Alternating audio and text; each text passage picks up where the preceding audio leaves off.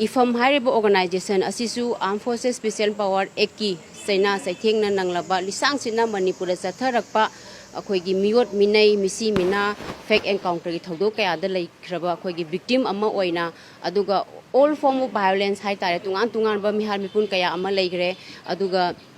ngasi mak thogiba Manipurda akoigi 2023 sidagi chatharakliba akoigi community kuki amadi metai ani gi lan sigi marak sida thoiba victim sing asidi akoigi wakhalon di victim ni Manipur ja thogliba sing ase tungan ba mawongda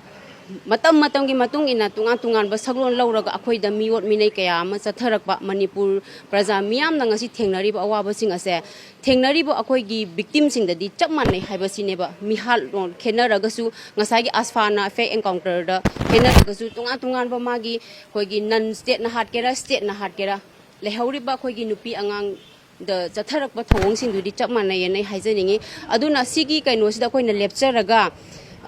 akoina victim ama oina haiba tare internet displacement leiriba sing asisu akoin hojik amna wana leiriba sing je akoigi EEVFAM gi oina EEVFAM hariba sidi akoi miyam na ju hena khangjare Manipur da leiriba akoigi every community yaweba akoigi paiti oigera kuki oigera metai Muslim pangan sing ju yawi aduga naga su yawi sumaina aspagi chaitheng da di whole Manipur je kodimak thengna kibanina hataki lan sida ju akoigi EEVFAM hariba organization asigi su imung da double victimization hai tare hana ju asphagi chaitheng jo amuk nanglaba hatak su amuk lan sigi chaitheng na mayum mekai thadok tu na sakhraba akoigi